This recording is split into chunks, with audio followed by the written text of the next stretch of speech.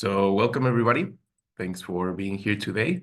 We're gonna go through the steps necessary to set up Lido CSM using Dappnode. So as you may know, Dappnode is an operating system that makes it easier for non-technical users to set up and run their own nodes. I think we offer like 4 different access methods, like main access methods to Dappnode. Today, I'm going to talk about the 2 that are easiest and just more compatible with a better and more flowed user experience. The first one would be local access through Wi-Fi. So you would need to perform a Wi-Fi scan. And if you just install Dappnode, as long as you have an Ethernet cable plugged in, you should be able to see a Wi-Fi network if you perform a basic scan. This network is called Dappnode Wi-Fi, and the default password is Dappnode. You can actually change these settings in the Wi-Fi menu.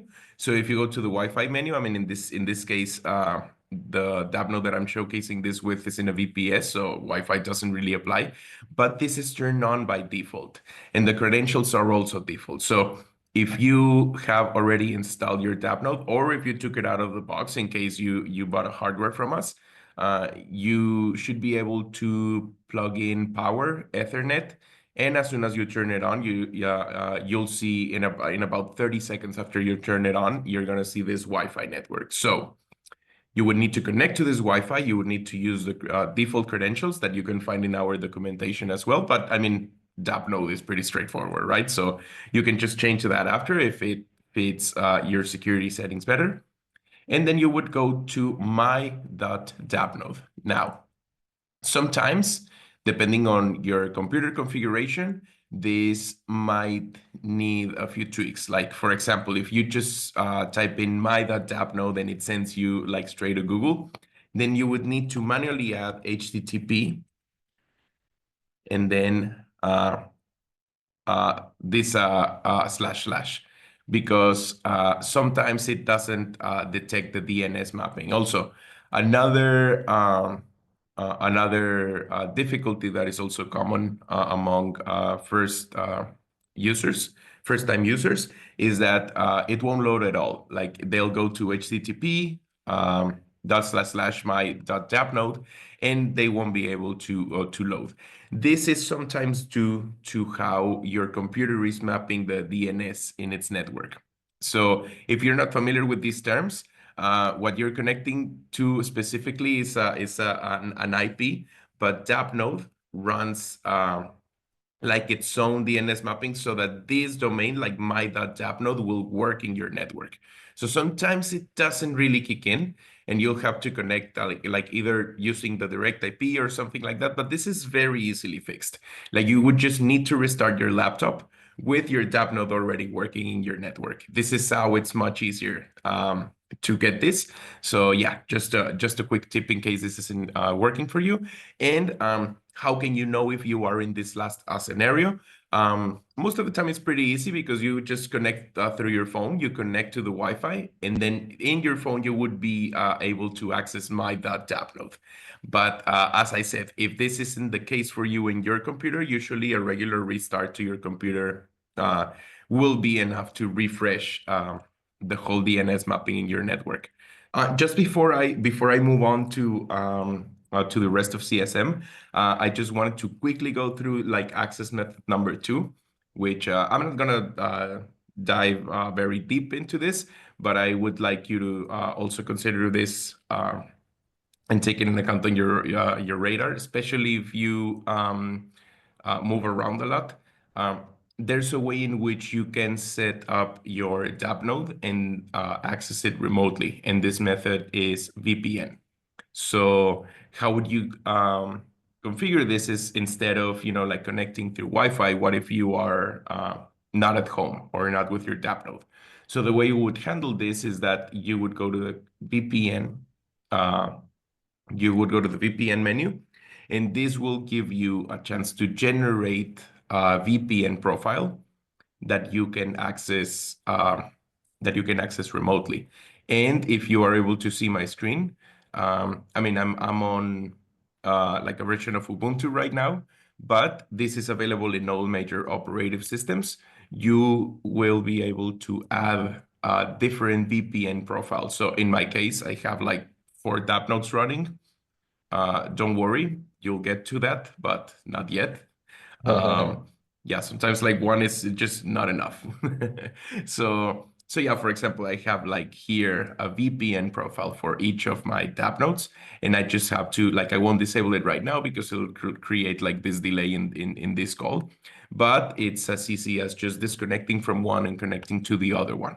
So this is actually the best way to access. Like even if you are in the same network, it'll be just safer in many ways and just like more convenient, especially if you don't have access, right? Like if like something goes wrong with one of your clients and you have a VPN profile loaded in your phone, it would be very easy to just like take a look and see if you can even fix it from your phone and go back to a testing, right? So yeah, I would definitely think that you should check out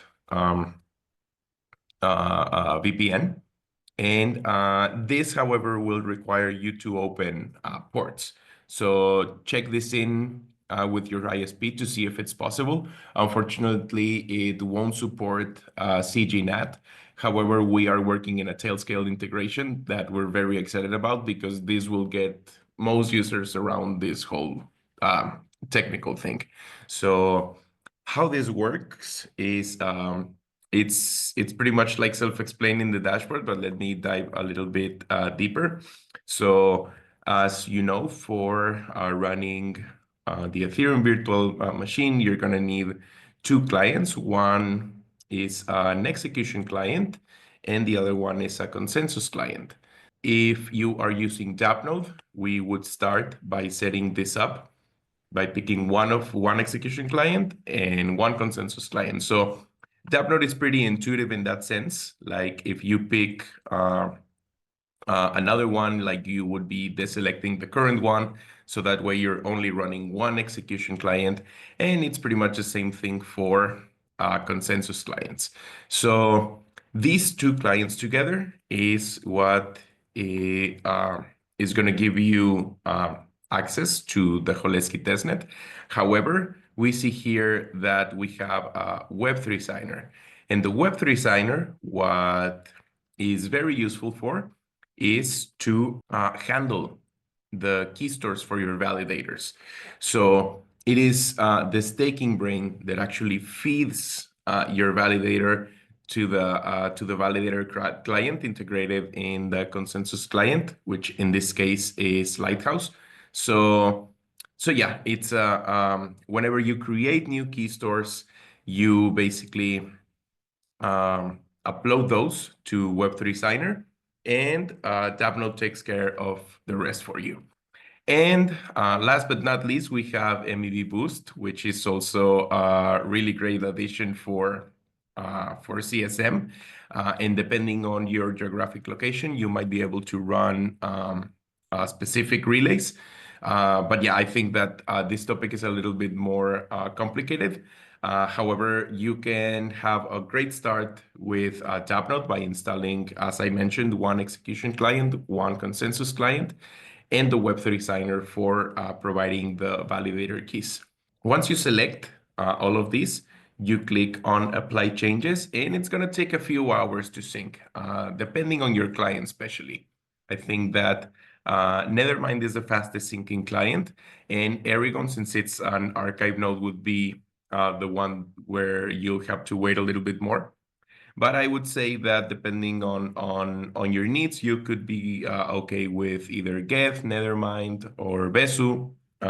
Or in case you need access to an archive node, Aragon is also pretty good, and it consumes very few specs of your machine. Once we have our Holesky node ready, we would need to go to the Dapp store and install Lido CSM. And this package is going to be running in Holesky. but we also have a mainnet version. So just make sure that you pick up the right ones. So for CSM, we developed this really cool package. And I think that it is really cool because, well, first you have like this really nice guide uh, as part of the package, which will go through the basics. But I'll show you instead of uh, yeah, doing otherwise. So if I load the UI, the CSM UI, this is not like the public UI. This is a UI that is built into your Dappnode package. So this will guide you through the process. And yeah, let's dive into this. So the number one requirement, of course, is for you to have enough ETH. So I think I don't in this account, but let's switch to, okay, there we go. We have 2.5 Koleski ETH loaded in this account. And so now that we know that we have enough for the bond, let's click on next. And this is very important. And if you just went through the steps that I described earlier for syncing your node, you might need to wait for a few hours before you are able to go over this step. Why? Because as I said, both clients have to sync. The consensus client is super fast to sync, like it usually takes less than 5 minutes because it only gets like the last part of the chain or the headers. And then after that, it just syncs the rest in the background. So it is very important that this checkpoint sync is called feature works because you will need to sync your consensus client before your execution client starts to sync automatically. So once you have the consensus client synced, the execution client will start to sync. And as I mentioned, it is very important that you install the Web3 signer because this is where the CSM package is going to be loading your validator keystores. So the package will go through this requirement check. And if you have everything, then you should be able to move forward. So there's also this really nice feature for setting up notifications. So let's say that your validator goes offline because something is not working well on your tap node, or you had a power loss and like it for some reason like it didn't recover automatically from it, or maybe there's a problem with your ISP, or maybe your cats ate your fiber, like there can be like different kinds of situations.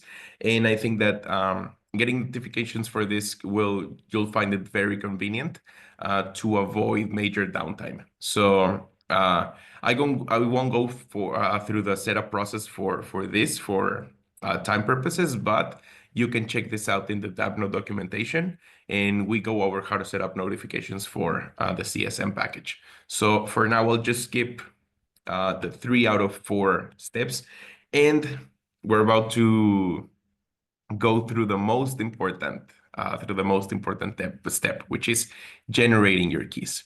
So for this, I'm going to stop sharing my screen for a second while I load a very, very popular tool that we call Wagyu Kiyen.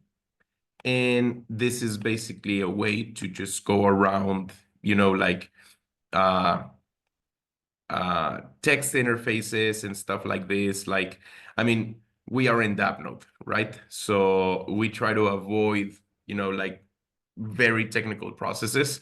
And for key creation, this usually would be it. But fortunately, the EdStaker team has developed YuKeyen, which is a very nice UI to generating your keys.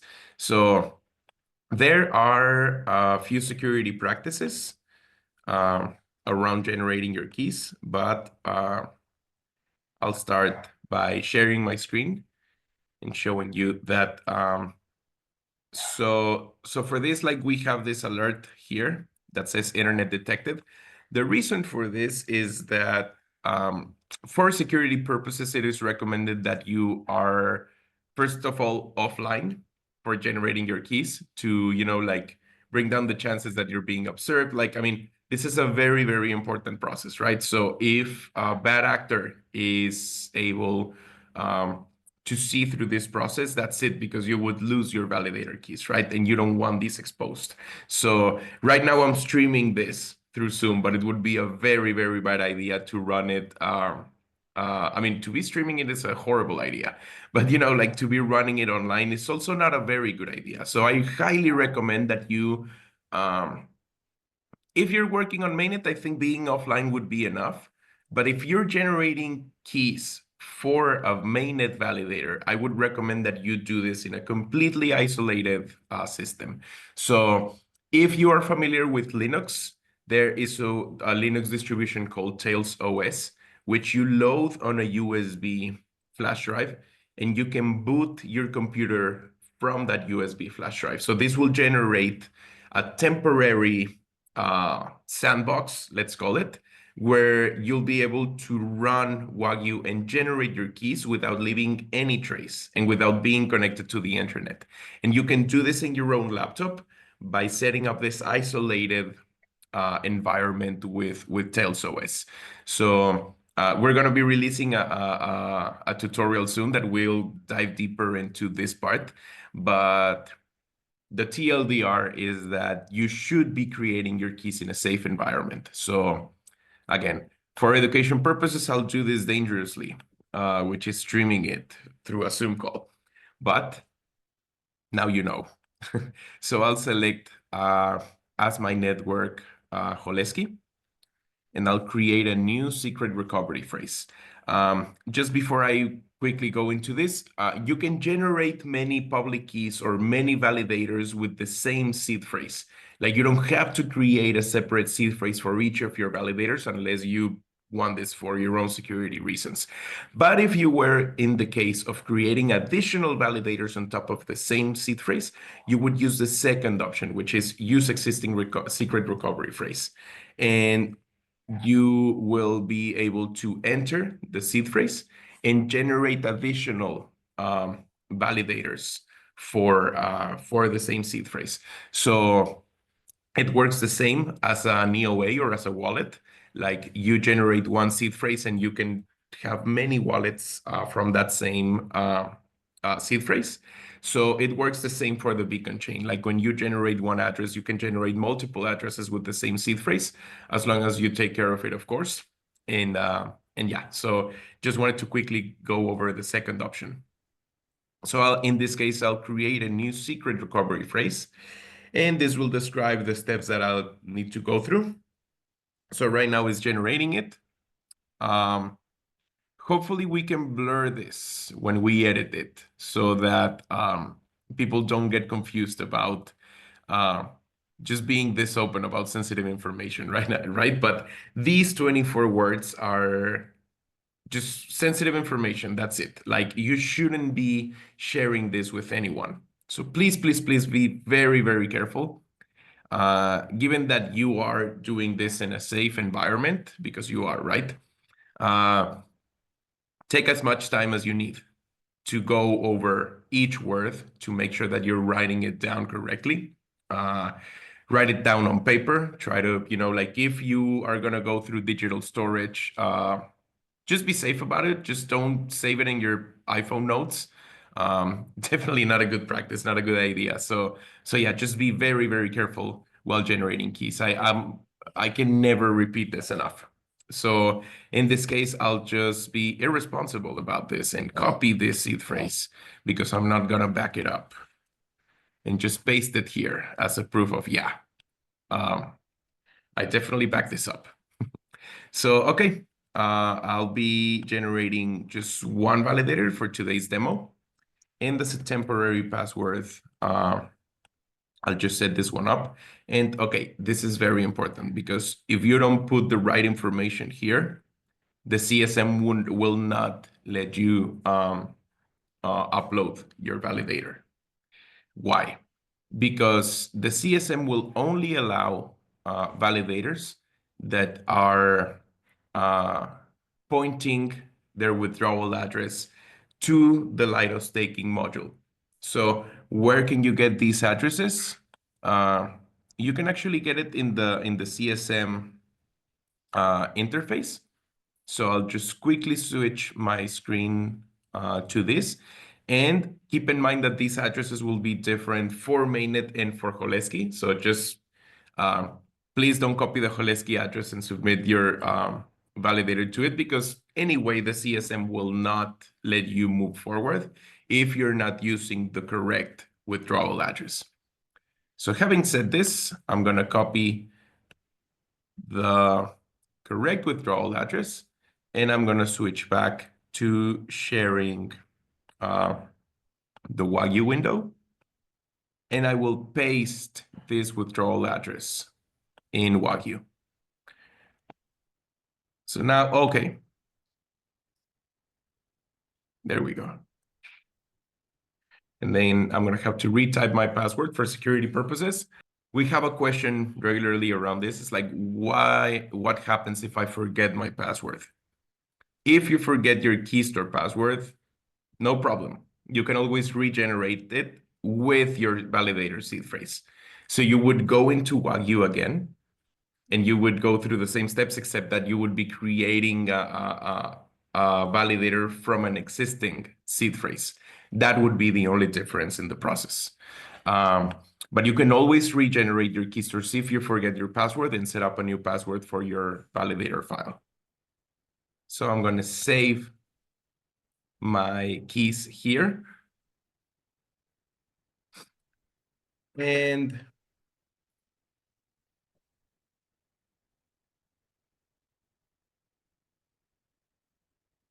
okay, so my keys have been successfully generated. And now I'm going to switch my window to the Explorer. And here you are actually able to see two files that we generated with Wagyu. The deposit data file, which we're going to be using first, and then the keystore file. So what would be the difference in case I generated, let's say, two validators instead of one? I would have one keystore file for each validator that I generate. So let's say that I generated 3 validators. I would have still one deposit data file and 3 keystore files, one for each validator. So it is very important that you remember the password for the keystore files. And right now, I'm gonna move. I'm gonna go back to the package. So now that I have generated my keys, as this is saying, like, do not execute the deposits. So we're going to move forward to creating a new node operator. And for this, I actually have the wrong wallet connected.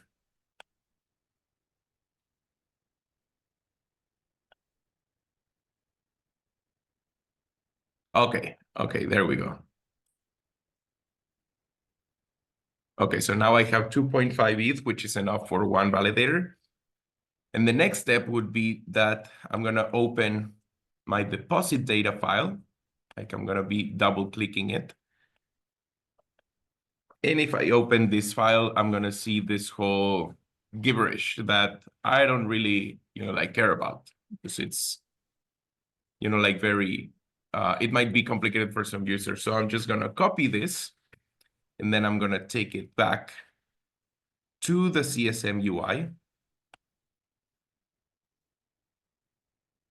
And once I'm here, I'm going to paste the deposit data file. So the UI will validate that this deposit data file is correct. And the way it's going to do that is by making sure that it is pointing to the right withdrawal address. Let's say that I modify this withdrawal address here, withdrawal credentials. Let's say that I remove the last 2 digits of the withdrawal address. Then it's gonna say that it's not pointing to the right one. So if I add these back, then it should allow me again to move forward with the deposit. So now that the deposit data has been validated, now I'm going to need to upload my key stores to the staking brain. So what I would normally do is just drag and drop my key store file here, but I want to be a little bit more thorough with this part of the process. So I'm going to go to Web3 Signer, or also known as the staking brain in Dappnode. And as I mentioned earlier, this is what handles every key store for every validator that you have. So we're gonna be importing this manually for example purposes, and then I'm gonna drag and drop my key store file to this window here. So now I'm gonna type in the key store password that I set up earlier, and then for this, Dappnode makes it super easy. You just select your staking protocol. Is this a solo validator, or is this a Lido validator? So we're going to select Lido.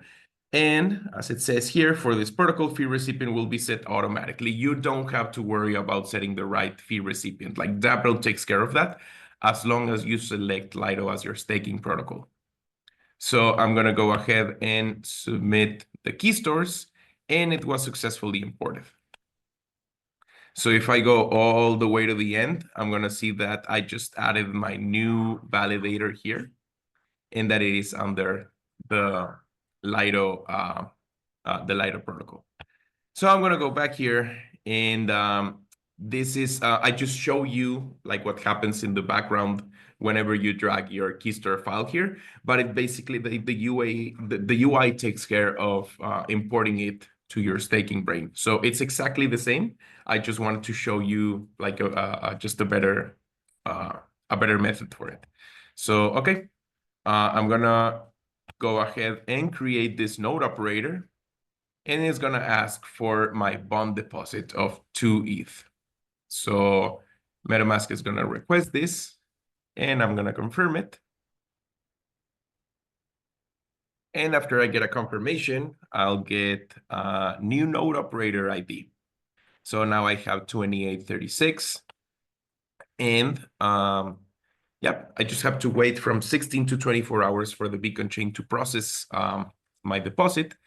And after this deposit has been processed by the beacon chain, then we'll enter the queue so that our validator can be activated as soon as possible. So yeah, from now on, it's just a matter of patience. And that is how you set up a validator with the Lido CSM package in Dappnode.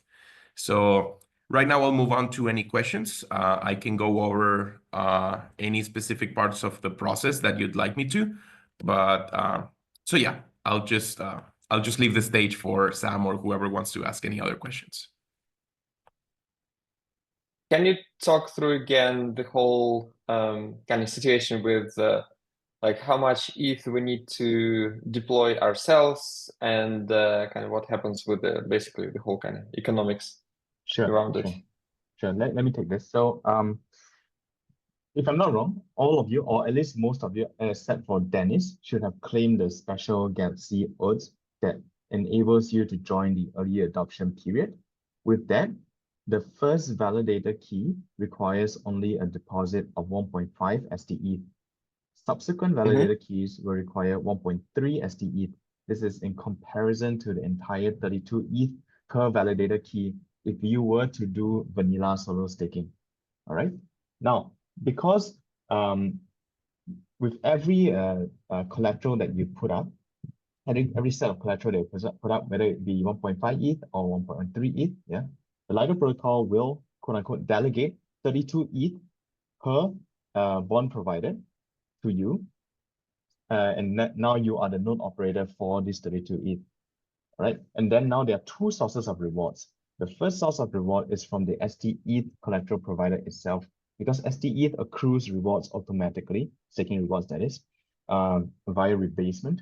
And then the second source of rewards is from the 32 ETH delegated to you, because now you are the one generating the rewards for this 32 ETH. You get 6% of the staking rewards. Yeah. So combining these two sources of organic rewards, you boost your annualized staking rewards rate by around 2.3 times. So let's assume the POS staking rewards is at 3.3% today. Your annualized staking rewards through Lido CSM will be around 7.5, 7.6%. So after we set up like the first key, what does the process look like to add if we want to add additional keys after that? Great question. So let's say that I already have one active validator and I want to add a new one. I would basically just go to keys and then submit a new key and go through the same process again. Like I can, as long as I paste here a deposit data that is pointing to the right withdrawal address, the CSM will let me go through with the deposit. So as I said, you can set up many validators under the same validator seed phrase, or you can use different seed phrases for different key stores. Like it depends on user preference. Like sometimes the second one is overkill, and a lot of people like to handle just the same set of seed phrases for their validators. So it's up to you as a user. But as long as you generate a deposit data file that is pointing to the right withdrawal address, the CSM will let you perform a deposit of the bond and activate a validator behind it. So you can go back to this and submit as many keys as the CSM will allow you to. Gotcha.